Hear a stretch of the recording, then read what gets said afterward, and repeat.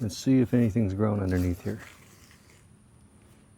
Lifting up the veil. Let's see what's under here.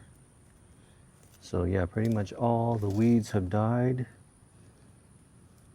Pretty awesome. The weed barrier is pretty strong. We like it. Keeps the weed out without having to pick them.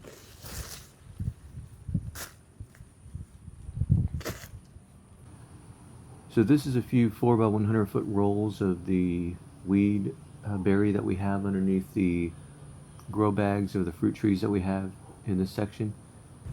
And they're doing a great job. Not only does it look nice, but the material is really good at keeping, as you can see, it's very durable and it keeps out the weeds.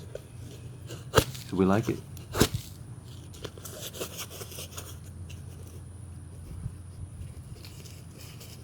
And yeah, except for a few stray weeds. This is about 6 months and pretty much everything has died.